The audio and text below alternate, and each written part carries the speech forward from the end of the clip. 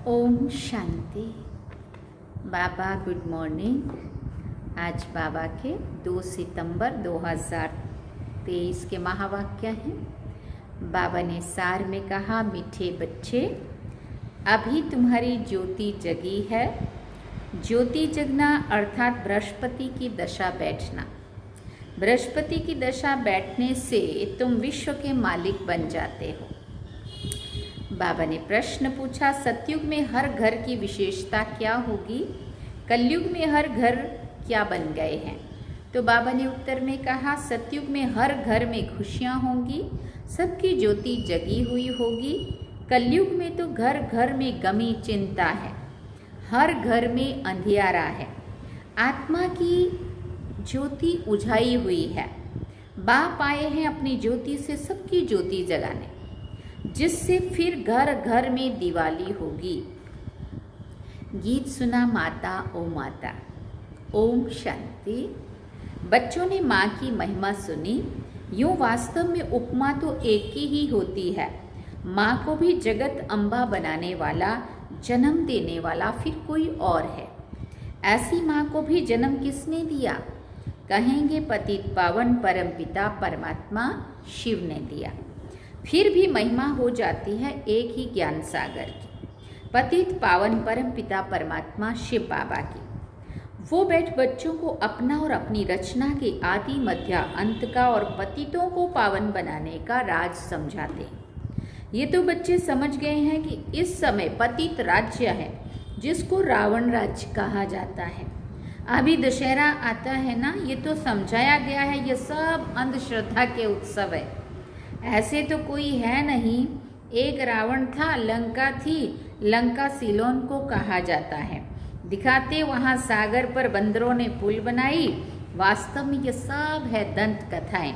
इसका भाव अर्थ कुछ और है और लोगों ने कुछ और जैसे समझ में आया वैसा लिख दिया। ऐसे तो है नहीं कि 10 शीश वाला कोई रावण था, लंका में राज्य करता था। फिर तो उनकी अफिजी लंका में ही जलानी चाहिए।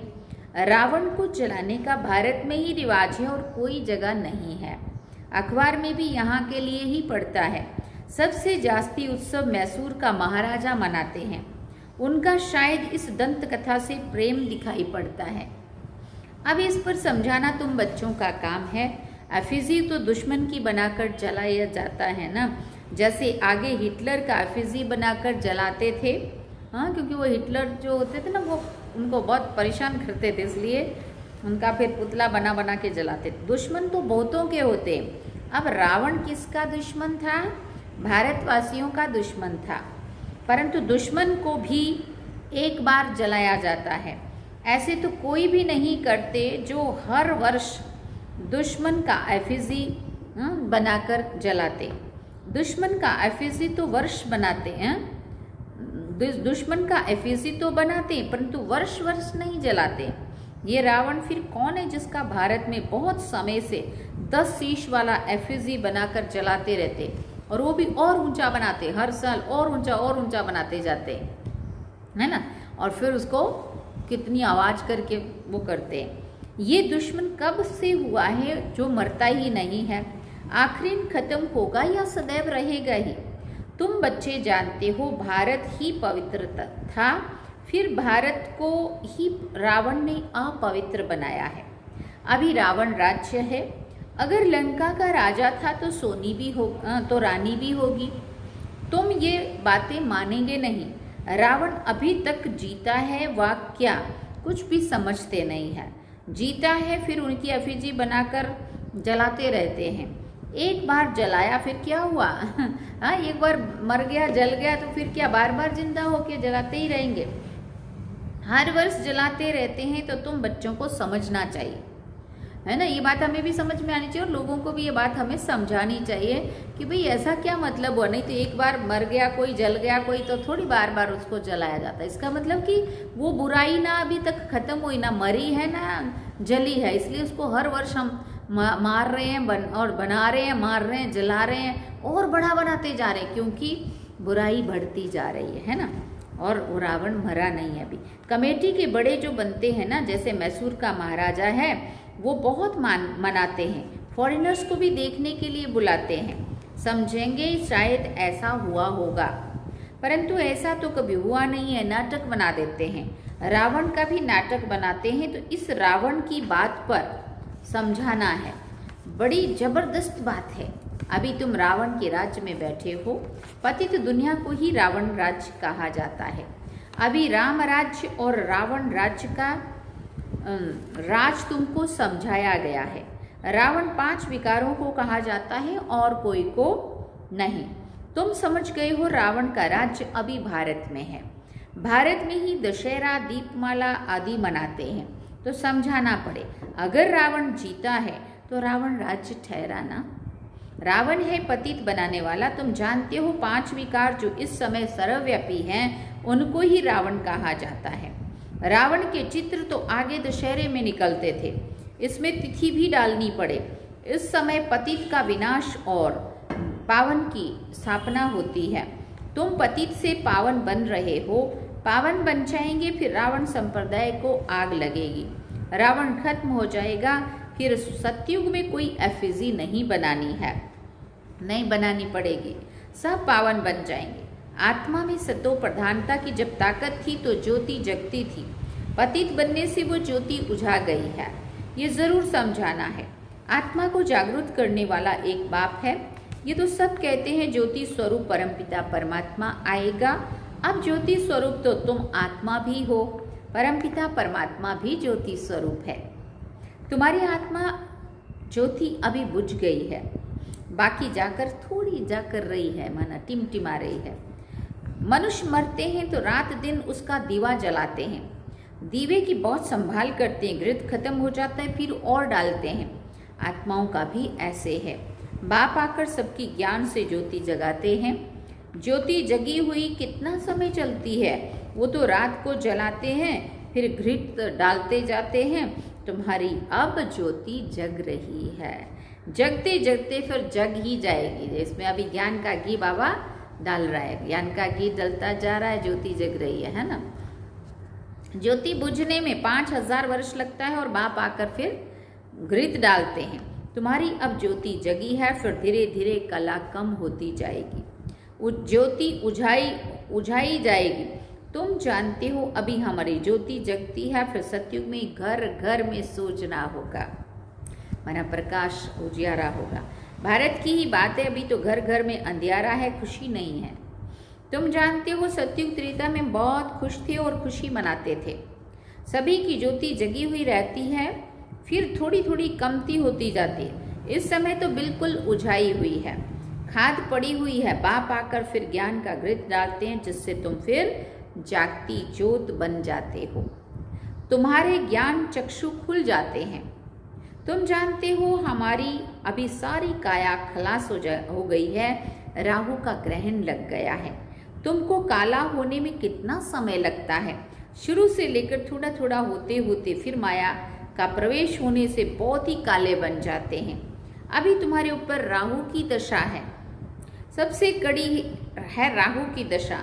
अभी फिर बृहस्पति की दशा बैठती है, क्योंकि अभी विश्व का मालिक बनने के लिए तुम बृहस्पति द्वारा, गुरु द्वारा पुरुषार्थ कर रहे हो।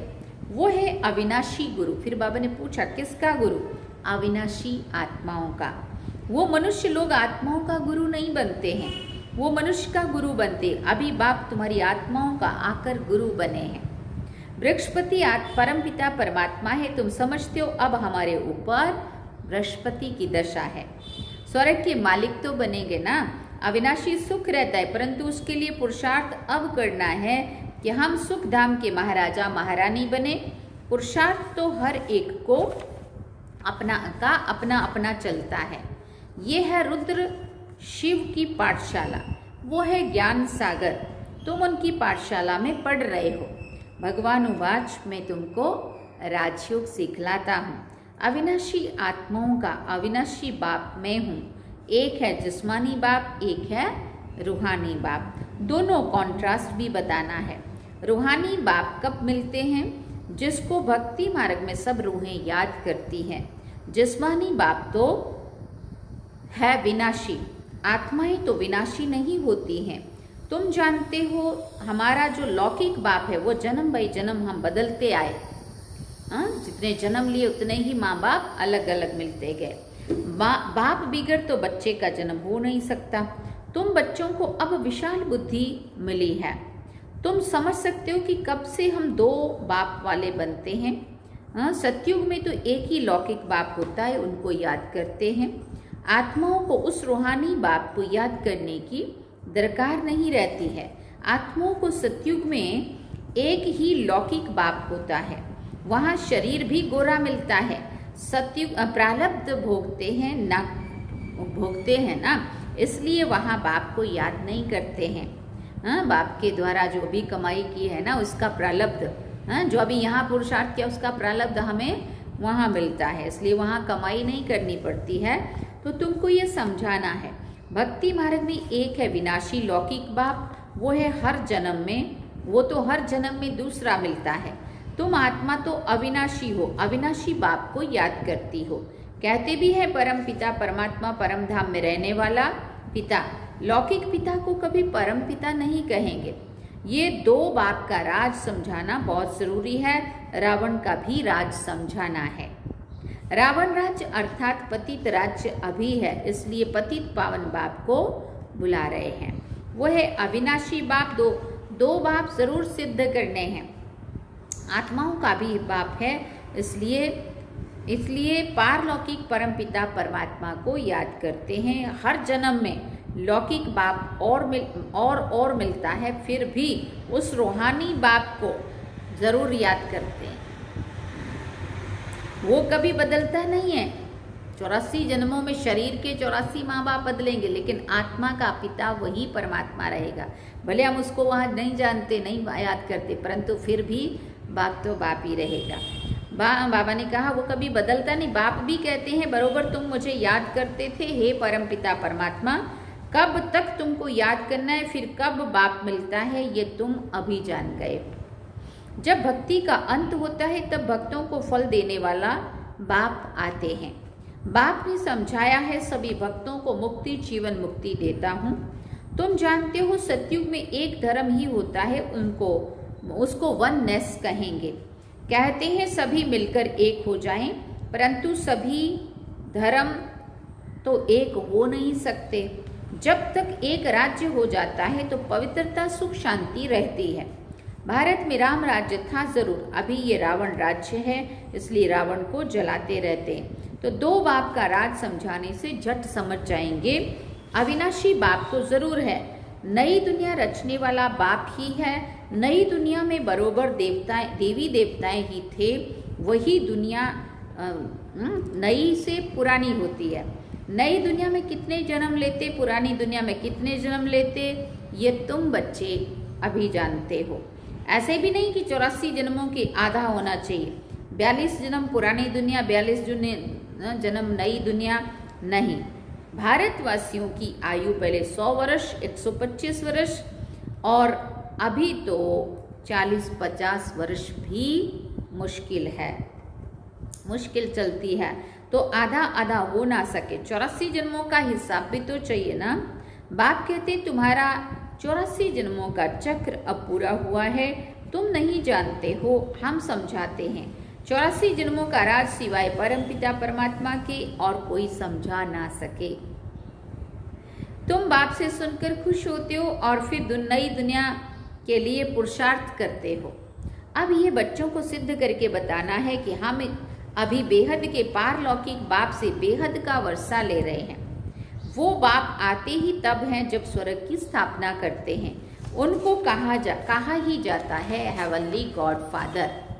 जब नए घर की स्थापना होती है तब पुराने घर को तोड़ा जाता है। लिखा हुआ भी है स्थापना फिर विनाश। स्थापना जब पूरी हो जाएगी तब विनाश होगा। स्थापना करने वाला परमपिता परमात्मा करने वाला है परमपिता परमात्मा इस ब्रह्मा द्वारा। ये भी बाबा ने समझाया है। सूक्ष्म वतनवासी को तो प्रजापिता नहीं कहेंगे ना, वहाँ प्रजा होती नहीं है, तो जरूर प्रजापिता ब्रह्मा यहाँ होगा। वही फिर अव्यक्त संपूर्ण बनेगा। वो तो है अव्यक्त, जरूर व्यक्त भी होना चाहिए जो फिर अव्यक्त होना है। दोनों अभी दिखाई पड़ते हैं। प्रजापिता ब्रह्मा यहाँ भी है, सूक्ष्म वतन में भी है। प्रजापिता तो यहाँ चाहिए ना, जरूर प्रजापिता ब्रह्मा के बच्चे भी यहाँ ही है। प्रदर्शनी में दो बाप का राज भी समझाना है। कायदा तो है एक एक को अलग अलग समझाया जाता है। अब वहाँ किसको कैसे समझाएंगे? समझाने के लिए तो एकांत चाहिए। वहाँ तो बहुत हंगामा होता है। यहाँ तो तुमको 1-1.5 घंटा लग जाता है समझाने में। वहाँ इतनी भीड़ में तो समझाना बड़ा मुश्किल हो जाएगा। अनेक प्रकार के धर्म वाले हैं, कोई क्या कहेंगे कोई क्या कहेंगे, चुप तो बैठेंगे नहीं। तुम सुनाएंगे, एक लौकिक जिस्मानी बाप है, दूसरा पारलौकिक रूहानी बाप है, वो है परमपिता परमात्मा। अब ब्रह्मा द्वारा स्थापना कर रहे हैं स्वर्ग की। नरक का विनाश भी सामने खड़ा है, महाभारत लड़ाई है ना, बरोबर ये राजयोग भी है, राजाई प्राप्त करने की गीता पाठशाला है। भगवान उवाच, सभी को दो बाप हैं, एक आत्मा का एक शरीर का, रूहानी जिस्मानी। श्री कृष्ण को सभी आत्माओं का बाप नहीं कहेंगे। आत्माओं का बाप परमपिता परमात्मा कहते हैं कि मामेकम याद करो। अच्छा, मीठे मीठे सिकिल दे बच्चों प्रति माता पिता बाप दादा का याद प्यार और गुड मॉर्निंग। रूहानी बाप की रूहानी बच्चों को नमस्ते। हम रूहानी बच्चों की रूहानी माता पिता बाप दादा को दिलवा जान सिकवा प्रेम से याद प्यार गुड मॉर्निंग नमस्ते। थैंक यू बाबा, शुक्रिया बाबा। अब धारणा के लिए मुख्य सार है। पहला पॉइंट, स्वयं में ज्ञान का घृत डालते सदा जागती ज्योत रहना है। बाप की याद में रहकर राहु का ग्रहण उतार देना है। दूसरा पॉइंट, रूहानी और जिस्मानी दो बाप हैं, ये पहचान हर एक को देकर बेहद के वर्षे का अधिकारी बनाना है। वरदान है, प्रवृत्ति में रहते एक बाप के साथ कंबाइंड रहने वाले देह के संबंधों से निवृत्त भव। प्रवृत्ति में अगर पवित्र प्रवृत्ति मार्ग पाठ बजाना है तो देह के संबंधों से निवृत्त रहो। मैं पुरुष हूँ, ये स्त्री है, ये भान स्वप्न में भी नहीं आना चाहिए। हम आत्माएं हैं बस। आत्मा आत्मा भाई भाई, तो स्त्री पुरुष कहाँ से आए? युगल तो आप और बाप हो, बाबा के साथ है ना जोड़ी तो हमारी, है ना। ये तो निमित्त मात्र सेवा अर्थ है। आपस में जो हम जुड़े हैं वो सेवा अर्थ है बाबा ने कहा। बाकी कंबाइंड रूप में बाप और आप और बाप हैं, ऐसा समझकर चलो, तब कहेंगे हिम्मतवान विजयी आत्मा। स्लोगन में बाबा ने कहा, सदा संतुष्ट और सदा खुश रहने वाले ही खुश नसीब तीव्र पुरुषार्थी हैं। सदा संतुष्ट और सदा खुश रहने वाले ही खुश नसीब तीव्र पुरुषार्थी हैं। अच्छा, ओम शांति। सार में बाबा ने कहा, मीठे बच्चे, अभी तुम्हारी ज्योति जगी है। ज्योति जगना अर्थात बृहस्पति की दशा बैठना। बृहस्पति की दशा बैठने से तुम विश्व के मालिक बन जाते हो। और गीत क्या सुना? माता ओ माता। तो ये थे आज के बाबा के महावाक्य जो हम सभी ने सुने। अब हम बाबा को याद करते हैं। चलिए, ओम शांति।